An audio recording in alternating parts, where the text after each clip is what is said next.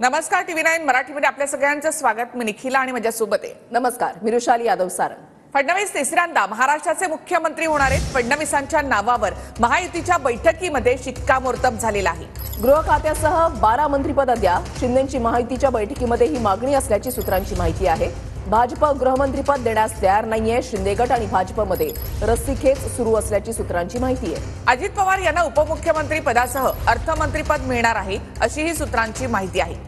शहांसोबत फडणवीस, शिंदे आणि अजितदादांची काल रात्री 2.5 तास बैठक झालेली आहे। या बैठकीमध्ये वेगवेगळ्या मुद्द्यांवर चर्चा झालेली आहे। भाजपकडून शिंदेना डीसीएम आणि केंद्रीय मंत्रिपदाची ऑफर देण्यात आल्याची माहिती सूत्रांकडून मिळते। महत्त्वाची बातमी आपण पाहताय, शिंदे उपमुख्यमंत्रीपद स्वीकारणार अशी सूत्रांची माहिती आहे। पक्षवाढीसाठी म्हणून शिंदे महाराष्ट्रामध्येच राहणार आणि त्यामुळे ते उपमुख्यमंत्रीपद स्वीकारणार अशी माहिती सूत्रांकडून मिळत आहे। पक्ष वाढवण्यासाठी एकनाथ शिंदे हे राज्यामध्येच राहणार असल्याची सूत्रांची माहिती आहे। काल खासदारांसोबत सुद्धा एकनाथ शिंदे यांची या महायुतीच्या बैठकीनंतर चर्चा झाली, बैठक झाली आणि त्याच्यामध्ये खासदारांनी सुद्धा हाच आग्रह धरल्याची माहिती मिळते। थेट जाणार आहोत नवी दिल्लीमध्ये। संदीप राजगोळकर आमचे प्रतिनिधी आमच्या सोबत आहेत। संदीप,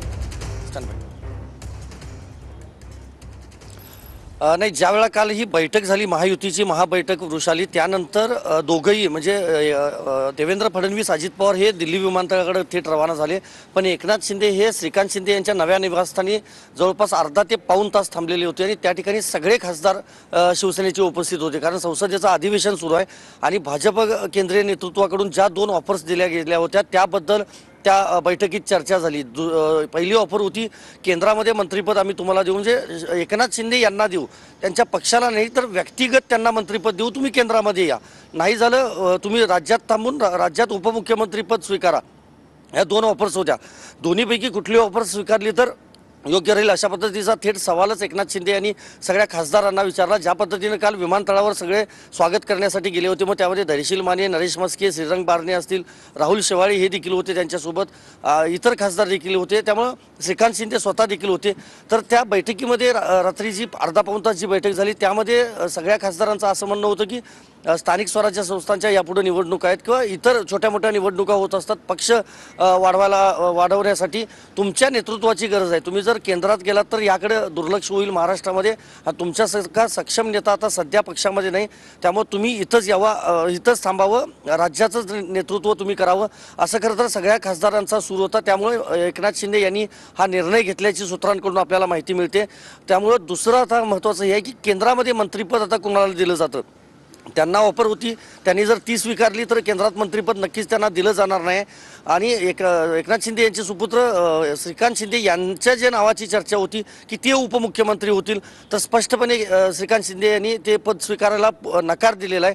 त्यामुळे काल जी महायुतीतली बैठक झाली त्यामध्ये जरी त्यांनी 12 मंत्रिपदं एकूण मागितलेली असली तरी गृह खातं देतं का भाजप हे बघावं लागेल, कारण देवेंद्र फडणवीस हे ज्या वेळेला मुख्यमंत्री होते किंवा उपमुख्यमंत्री होते त्या वेळेला भाजपकडेच हे गृह खातं जे आहे ते राहिलेलं आहे। त्यामुळे 105 जागा असताना आता जागा वाढलेल्या आहेत, त्यामुळे भाजप हे सोडणार नाही, साहजिकच आहे। रस्सीखेच खरं सध्या पाहायला मिळते शिंदे आणि भाजप, शिवसेना आणि भाजप या दोन्ही पक्षांमध्ये। सगळ्यात महत्त्वाचं या संपूर्ण कालच्या बैठकीमध्ये सायलेंट होते ते म्हणजे अजित पवार, कारण अजित पवार यांचं उपमुख्यमंत्रीपद ज्यावेळेला ते स्वीकारतील त्यावेळेला एक विक्रम होणार आहे त्यांच्या नावाचा। आतापर्यंत 2-3 नेते असे आहेत की ते 4 वेळा उपमुख्यमंत्री झालेले आहेत, पण अजित पवार हे आता 6व्यांदा महाराष्ट्राचे उपमुख्यमंत्री होणार आहेत। त्यामुळे देवेंद्र फडणवीस हे 3ऱ्यांदा मुख्यमंत्री होतील आणि अजित पवार हे 6व्यांदा उपमुख्यमंत्री होतील। अर्थखातं त्यांना दिलं जाणार आहे आणि कॅबिनेट मंत्रिपद देखील। माहितीसाठी तुमच्याकडे येऊ, मात्र फडणवीसच मुख्यमंत्री होणार हे दिल्लीमध्ये ठरलेलं आहे, तर शिंदे उपमुख्यमंत्रीपद स्वीकारणार अशी सूत्रांची माहिती आहे। आणि पक्ष वाढवण्यासाठी शिंदे उपमुख्यमंत्रीपद स्वीकारणार असल्याची सूत्रांची माहिती आहे। भाजपकडून शिंदेना उपमुख्यमंत्रीपद आणि केंद्रीय मंत्रिपदाची ऑफर देण्यात आली अशी सूत्रांची माहिती आहे। पक्ष वाढवण्यासाठी उपमुख्यमंत्रीपद स्वीकारणार अशी सूत्रांची माहिती आहे। शिंदे पक्ष वाढवण्यासाठी महाराष्ट्रामध्येच राहणार अशी माहिती सूत्रांकडून मिळते। उपमुख्यमंत्रीपद स्वीकारलं तर फडणवीस आणि दादांवर अवलंबून राहण्याची गरज पडणार नाही। शिंदे गटाच्या नेत्यांनी उपमुख्यमंत्रीपद स्वीकारण्याचा सल्ला शिंदेंना दिलेला आहे अशी माहिती सूत्रांकडून मिळते। त्याच्यामुळे शिंदे उपमुख्यमंत्रीपद स्वीकारणार अशी माहिती सूत्रांकडून आता मिळतेय.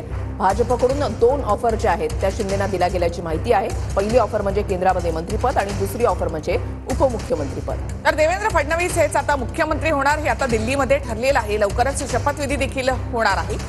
तर गृह खात्यासह 12 मंत्रिपद द्या अशी शिंदेची मागणी असल्याची माहिती देखील सूत्रांकडून मिळते. भाजपाचा आज गटनेता निवडला जाणार अशी माहिती काल एकनाथ शिंदे यांच्याकडून देण्यात आलेली आहे. त्याच्यामुळे आज बैठकीमध्ये नेमकं काय होत आहे हे पाहणं देखील तितकंच महत्त्वाचं असेल. मुख्यमंत्रीपदासाठी फडणवीसांच्या नावावर शिक्कामोर्तब. फडणवीस तिसऱ्यांदा महाराष्ट्राचे मुख्यमंत्री होणार. महायुतीच्या बैठकीत यावर शिक्कामोर्तब झालंय. गृह खात्यासह 12 मंत्रिपद द्या, शिंदेंनी महायुतीच्या बैठकीत ही मागणी केली आहे. भाजपा गृहमंत्रीपद देण्यास तयार नाही. शिंदे गट आणि भाजपात याबाबत रस्सीखेच सुरू आहे. शिंदे गटाला नगरविकास सार्वजनिक बांधकाम खातं मिळणार असल्याची माहिती आहे. अजित पवारांना उपमुख्यमंत्री पदासह अर्थमंत्रीपदही मिळणार असल्याची माहिती आहे. महायुतीत शिंदेंचा योग्य सन्मान राखला जाईल, दिल्लीतील बैठकीत ठरलंय. तर शिंदेंच्या शिवसेनेला केंद्रात मंत्रिपद मिळणार. प्रफुल्ल पटेलांना देखील मंत्रिपद मिळण्याची शक्यता सूत्रांनी वर्तवली आहे.